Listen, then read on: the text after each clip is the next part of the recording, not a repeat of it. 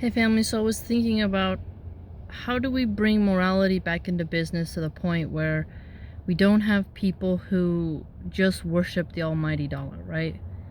And I think that starts with people being moral themselves, right? To not just worship the almighty dollar.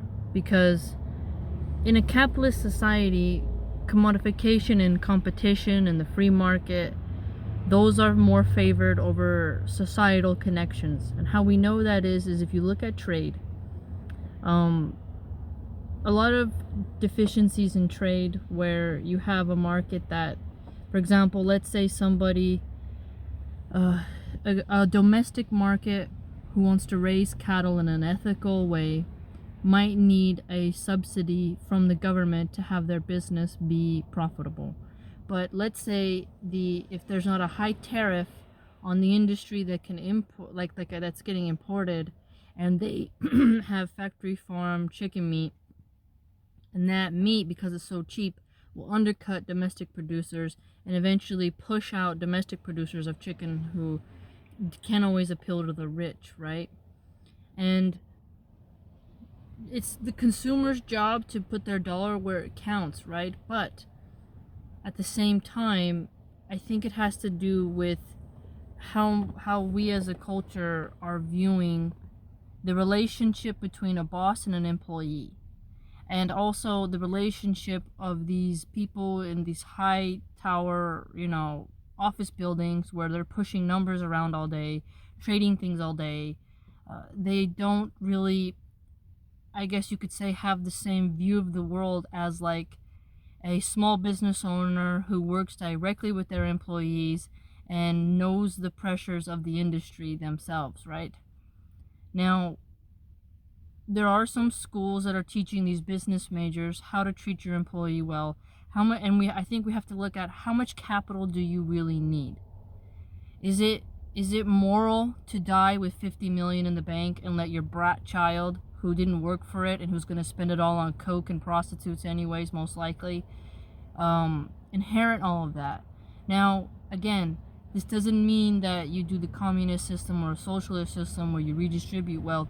And yes, the offshore banking market will find a way to hide trillions of dollars so that it can't be taxed, so that those people, the elites, can avoid being taxed at a rate, and that tax revenue will not therefore go to welfare, social welfare programs. Now, my first conception of this started when I just started doing a report on NAFTA and how NAFTA was a terrible trade policies, and Trump's is okay. I mean, it's NAFTA 2.0, as many have called it, his USMCA. It requires that people who are making automobiles make at least $15 an hour, right? And all of that. There's some positive things to it, but it also gave monopoly rights to big pharma companies, and it's not exactly the most moral, right? So I've been thinking about how do we make it so that these business owners, no matter at their level, to where they can look at their employee as a person who deserves to be with their family. And what really made me think about this was that in Italy right now, in Sicily, I read a story and I saw the news story as well, where people are not having as many kids because they're like, well, both parents have to work, and then you're working to pay someone else to take care of your kid, and then how are we supposed to survive? There's not a job economy here. We have to leave. And then when you go to the city for a job, you're in a tiny apartment building and you go insane because you can't have any space. And there's still crime in the city, more crime in the city than there is in the rural area. Now, my free market pals, my conservative pals, my fiscally conservative pals will say, well, that's the beauty of the free market.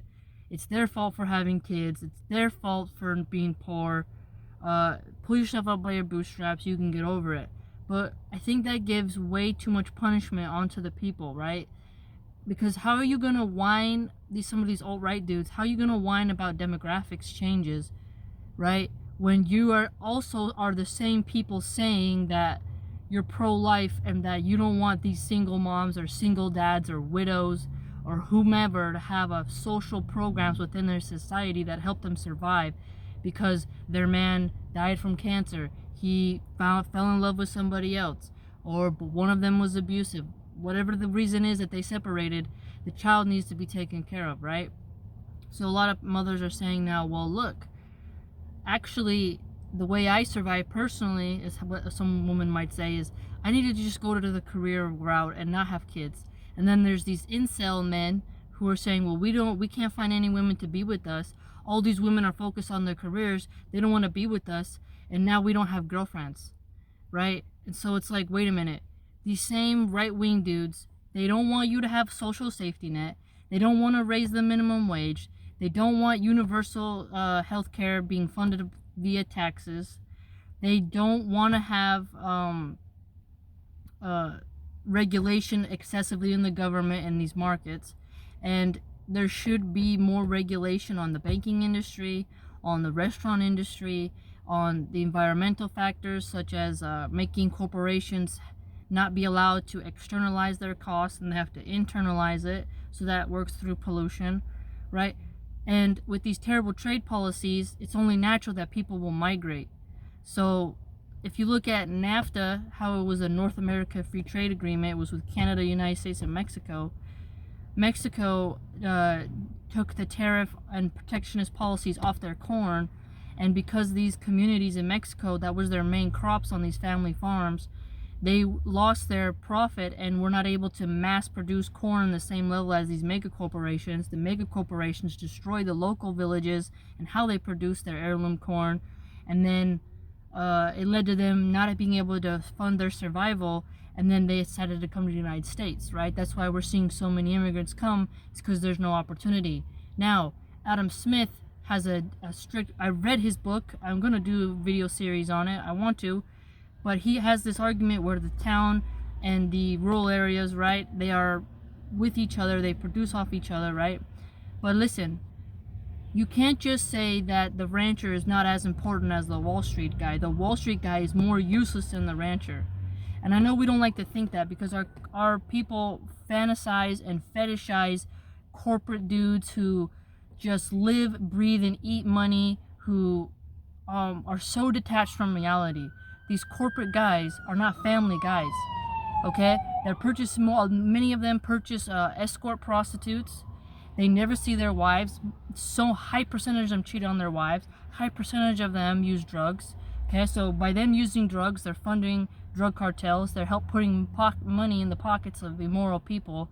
They are abusive to their employees. Their ego goes to their head, and they live and worship capitalism to the point where they will, oh well, we can dump this in this river. Go ahead and dump it. Just do it secretly, right? They are obsessed with pleasing their shareholders versus pleasing a higher power and looking at humanity as a whole.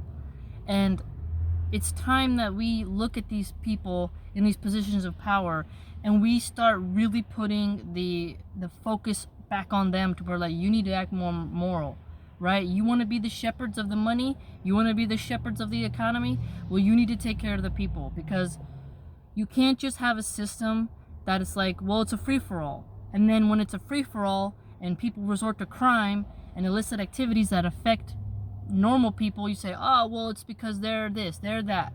Well, economic desperation produces crime. And the one way we can help that is by helping not everything in society become commodified. The fact that some of these right-wing dudes will be like, single mothers are shit. And then you're like, what? But then these dudes consume pornography. So they're commodifying sex. And then when these women say, well, I don't want to have to be a porn star, I want to be able to go to college and do my passion. And then they say, well, don't pick a degree in the liberal arts, go into the STEM field because that's what's useful. But it's like, is that really the society you want to create? Is that a society built off of just what jobs are needed instead of what maybe the bigger society as a whole needs? And to reduce people down to their majors is sick, and it doesn't work. The janitor is just as important as the electrician. You can't finger point and be like, you're more important, he's a loser, he's nobody. This banker knows someone, and then they get the job, versus somebody who's worked in a company for 8 years, or at least has built their skill experience up over 12 years and might not make as much money, right? The society is so inherently lynched together. Like, tied, you know. It's like if one person hangs, we hang. It's really connected. So it's really funny that these alt-right dudes are like, shame these women, shame these women. And then you're like, well, can you give some universal preschool to these single moms? No. Oh, can you give more childcare tax credits to these women? No. Can you take off can you raise the amount of deductions they can do for their childcare or like child costs and school stuff? No. It's like, can you raise their wages? No. Can you give them longer maternity leave? No. It's like, so you're putting purpose roadblocks in these women's ways, and then you're going to sit here and talk about how capitalism and the free market is this somehow God that you can never intervene with. You can never regulate it. And it's like, I think that idea is like because we promote these corporate dudes and empty-headed dudes in suits who smell like cigarettes, eat out in the city at night, they spend all their money on their cars, and the young men are worshiping them instead of worshiping the family, seeing that their neighbor is important, reconnecting communities. But we're all becoming in these little pods in these projects where we don't know each other, and we gotta be careful because there's so much crime. And they say, well, we don't want the mass demographics change. Well, you're making it harder for people to have families, so of course there's going to be a demographics change. Somebody's got to take care of the elderly. Migrants do the jobs that others don't want to do is a cliche, right? But actually, what you could say is that these migrants are going to fulfill the jobs that have left certain communities and will rebuild them, and that's what we have to do. Okay? You need someone doing landscaping, you need construction workers, you need teachers, you need nurses, you need caregivers, you need dental hygienists, you need these people. And just because somebody's coming in from a poor area and they haven't learned how to write prose poetry, or they haven't learned how to code yet, doesn't mean that they're less valuable than the privileged little brat who was born in Tiburon or born in Beverly Hills, who's had everything handed to them. Like, you have to have some reverence for the rugged human individual spirit. You can't just worship these corporate dudes who are so materialistic that they're almost satanic. If you think about it, if you're a rich person and you've been so miserly and you've just accumulated so much wealth, and you look at a poor person or a homeless person like they're a scum little flea that needs to get out of your way, or think about like a boss who's such a tight ass that when a woman who has, like, let's say 3 kids and she's like, I need this day off, I need a raise, and he's like, no. And it's just bottom dollar, all about the dollar. It's really dysfunctional. And these business kids, I think a lot of them, they just want to go into business for the title, for the prestige. But if we the people flip the prestige back onto the common person and really revere humbleness, minimalism, and frugality in a sense of like helping people out and, you know, being a tad bit more charitable, we can turn the worshiping around. We really can. We can turn it around. We can think, hey man, if you got this amount of, if you're spending $400 on shoes, you should be shunned. It's almost like we should turn it back. I think we the people can turn it back and put ethics back in business to the point where the workers can get more per hour. And then they say, oh, well, if you raise the wages, people will hire less people and less people will have jobs. So what's better? Employ 20 people on slave wages where they can't afford rent, healthcare, childcare, preschool, college, any type of financial emergency over $500? Or is it better to have, 5 employees who can have a tad bit more comfortable life? And is that better? Because if one business closes, 2 more can open up, right? Like, let's look at Walmart. Walmart imports cheap products from China, sells it to people in America who are poor, and they say, oh, well, that's good. Walmart's providing a service that people need because the poor can't afford it. But also Walmart pushes out small businesses, mom and pop shops, right? So we have to really look at, and Walmart doesn't pay a living wage. Walmart has their workers go on welfare, which the taxpayer is now funding the welfare that Walmart could just pay their people more per hour. And they say, oh, well, if Walmart pays more per hour, they'll either 1, raise the price of their commodity, 2, they'll hire less people. Well, what's better?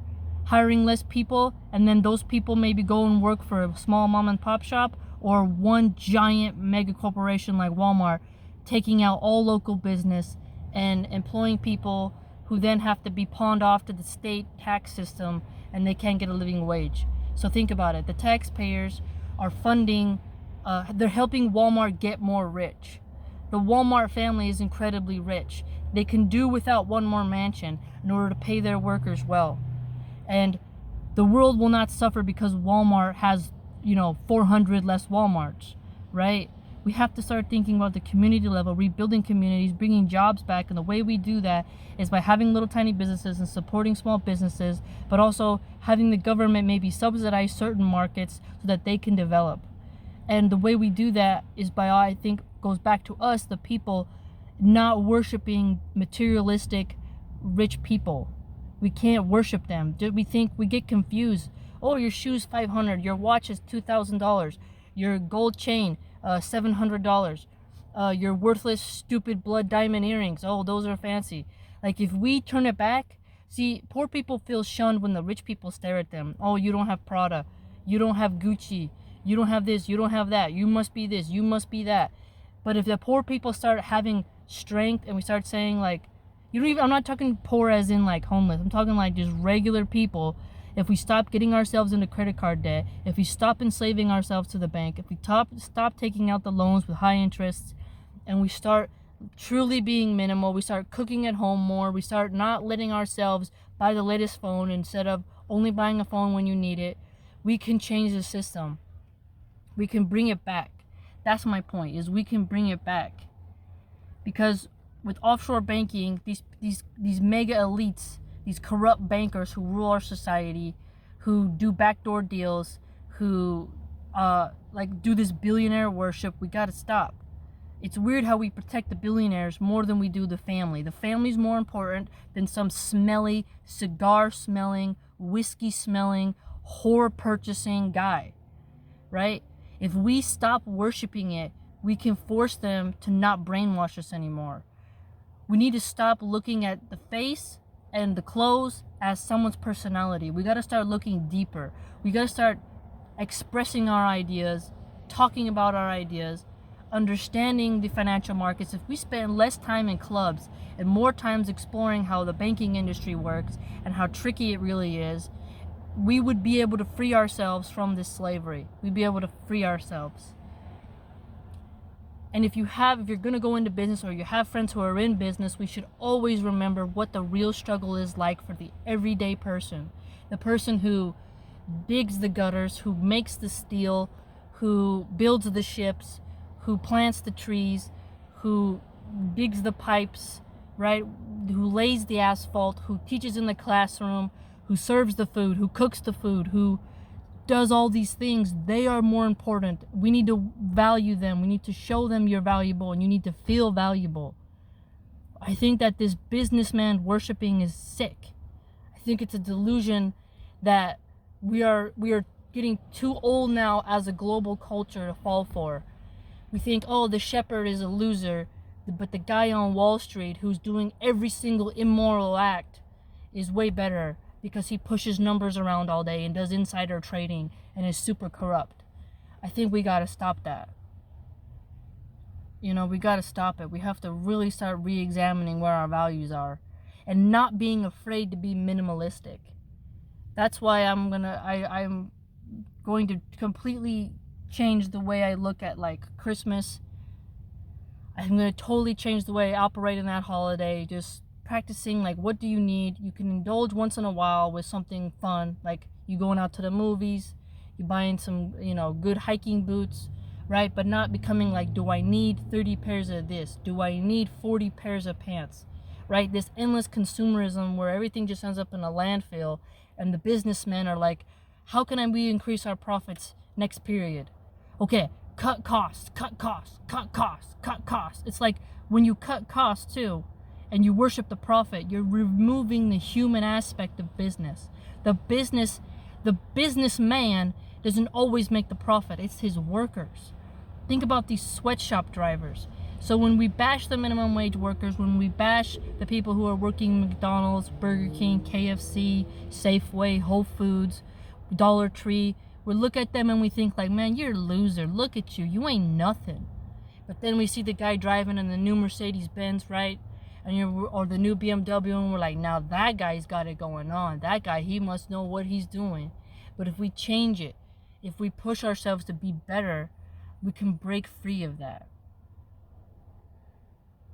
I think this problem of having business be the god is going to be a disease, a cancer that spreads across the world.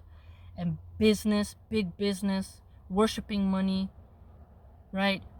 The fact that we are creating a society where both parents have to work, both parents rarely see their kids, immigrant nannies are raising the kids, and the immigrant nannies are away from their own kids for the sake of raising the elite kids or just the common workers' kids is sad. We don't look at how these kids who are not seeing their parents are going to grow up with different values and not understand what they're missing because their parents were gone all the time. And a lot of these kids who didn't grow up with their parents revert to drug use. And now instead of people saying, well, let's pay them more so parents can be at home, they're saying, well, it's okay if they go on cocaine. It's okay if they go on Adderall. It's okay if they do these things. We'll make more money on it. Commodification of everything. Everything is for sale in America. You want to sell your soul? We have 100 different ways to do it, right? We got so many different ways to make you sell parts of your body, but that should come to an end. What do you think? How do we put morality back in business to where it's not just numbers on the paper? It's not just how many profits is there. Hey, how are our employees doing? How? Let's talk to them.